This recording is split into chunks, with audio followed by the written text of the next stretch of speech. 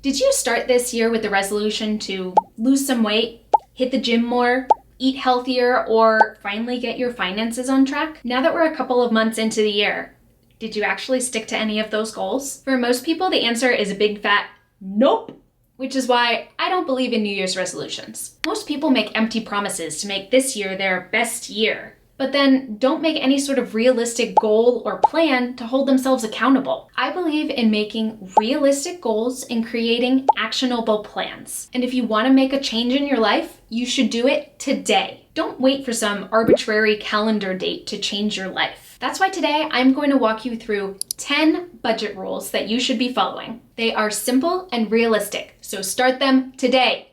No excuses. The first and most important budget rule is to know your numbers. You need to know your income, your fixed expenses, your discretionary spending, and how much money you're putting into savings and investments. The entire rest of your budget is based off of these 4 numbers. So take some time to figure them out. You can check your pay stubs, your bank accounts, look through your credit card statements, or track your spending for a few months. They don't need to be exact down to the dollar, but you should have a realistic range. The reason why this is so important is because you need awareness into your finances before you can really make a change. If you don't actually know how much you're making, or you don't realize that you're actually spending double what you thought you did on takeout every month, then any changes you try to make are going to fail because you're not addressing the root of the problem. Then you're just going to give up and fall back into your old habits because you tried,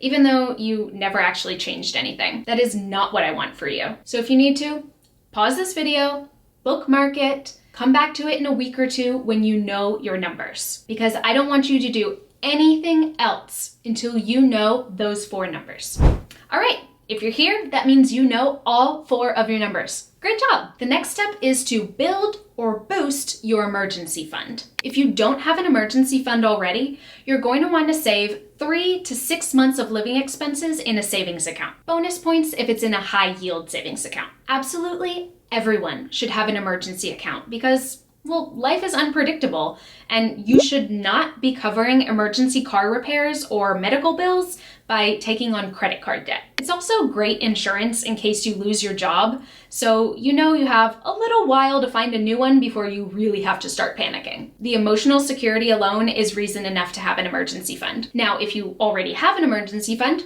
great job.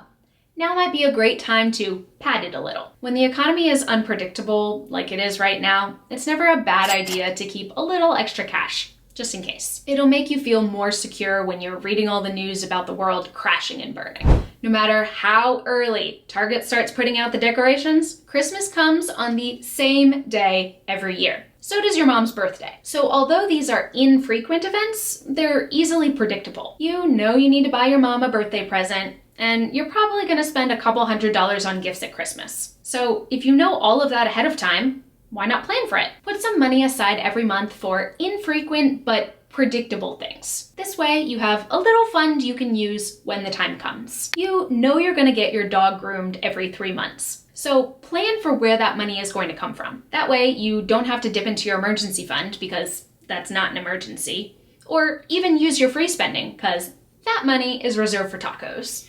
When you get your paycheck every 2 weeks, what do you do with it? If you're like most people, you probably use it to pay your bills, then treat yourself to something nice like going out to eat, and then the end of the month rolls around and you realize you forgot to save. This is why it is so important to save before you spend. You may also have heard this referred to in personal finance as pay yourself first. Basically, it means that after you receive your paycheck, you want to immediately set some money aside for savings before you pay anything else, even your mortgage. The reason is because our spending tends to rise to match our income. So as you make more money, you'll also spend more money. It's just natural human behavior. But if you're not careful, 10 years down the road, you're gonna end up with a bigger house and more cars, but no savings and no retirement. Take it from me, saving before spending truly makes your life so much easier. I used to save whatever I had left at the end of the month, and it was so stressful. Not only was I not saving enough, But I was also anxious about any of the money I did spend because that meant I wouldn't be able to put it into my savings. When I finally started paying myself first, I was so relieved because my savings were growing and I didn't have to feel guilty over spending my money. You get to decide how much you want to save, but set a number and try to stick to it. Set an automatic transfer from your checking to your savings accounts for that amount every month. Your future self will thank you. Trust me. This brings me to my next point. Automate everything. Now, if you're feeling skeptical about automation, I hear you. I used to hate automating my money. I used to think that I was being responsible with my money because I was manually paying my water bill and my car insurance and manually transferring money from my checkings to my savings accounts. But then one day I realized I was just making things way too complicated. Now I automate my savings and they grow faster. I automate my car payment and my credit cards and my utility bills, and I never miss a payment, so I don't get any late fees. Automating my finances made my life so much easier, and it also freed up extra time to focus on more important things, like choosing the best investments for my retirement portfolio. That's a far better use of my time and energy than manually paying my water bill. If you're a skeptic like I was, I understand. But start small. Try setting your electric bill on autopay and see how it feels. Trust me when I say you are going to be blown away by how much easier your finances feel. Too many financial experts out there will tell you that eating out is way too expensive, so you should just cook all of your meals at home, or that buying a designer purse is a waste of money because you can buy a perfectly good one at Goodwill for $15. I am not going to tell you that. Your money is yours, and you deserve to spend it on things that you love buying. But that's the key phrase here. Things you love buying. Too many people spend money on things because they think they need it, or they feel pressured to buy it, or they just forgot they were paying for it. I want you to do a Marie Kondo style audit of your spending. Look through your recent credit card statements, check your closets, look through your Amazon purchase history, and ask yourself, why did I buy this item? Does it still bring me joy? If the answer is a resounding yes, great. If the answer is nope, then sell it, cancel it, or just stop buying it. The purpose here is to eliminate everything that doesn't add value to your life so that you have the extra income to spend on the things that do. Which brings me to my 7th budget rule. Build a values-based budget. There are way too many people out there spouting financial rules as if they're written in stone. You earn your money. You should be spending it on things that you want. But you have to do some soul searching in this step. Think about what you truly value in life, what you want to spend your money on, and what you don't. Do your best here to leave other people's opinions out of it. They don't have to live your life. You do. So you should be creating a budget that fits your lifestyle. For me, I value living in a good neighborhood over having a large house.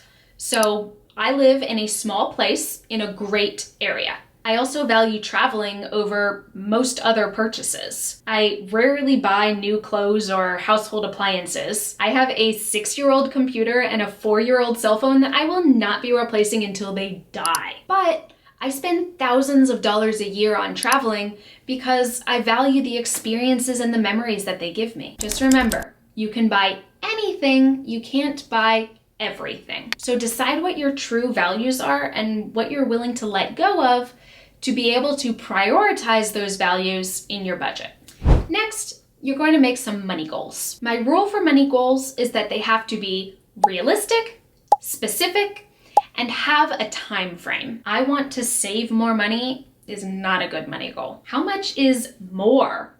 Why are you saving it? When do you want to have it saved by? A real money goal would be, I want to have $10,000 saved in an emergency fund in the next 12 months. This is specific, realistic, and it has a time frame. Now that being said, I don't want you to start spouting out every goal that you have and then get overwhelmed and give up. Figure out 1 to 2 of your most important goals for the next 6 months and focus on those. Maybe it's building an emergency fund. Maybe it's paying down your credit card debt.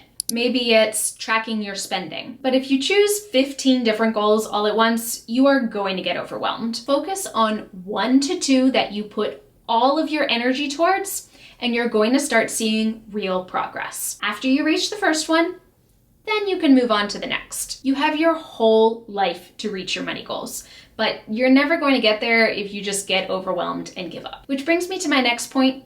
Don't expect perfection. Now, I totally understand the need for everything to be perfect. I'm a perfectionist myself, but unfortunately, life isn't perfect. You may start the month with every good intention to cook all of your meals at home and not order any takeout, but then you have a really long, stressful day at work and you just really need those bao buns from your favorite restaurant. It's okay.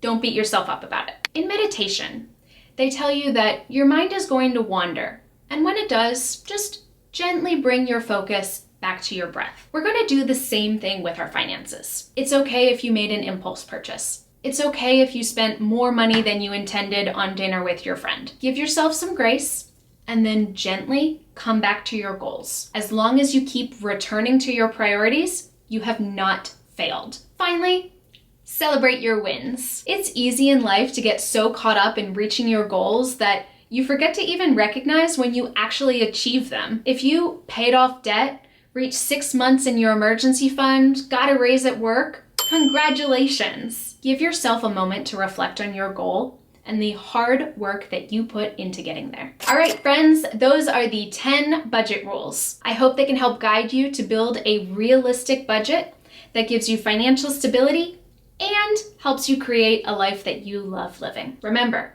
you do not need to wait for the new year to start.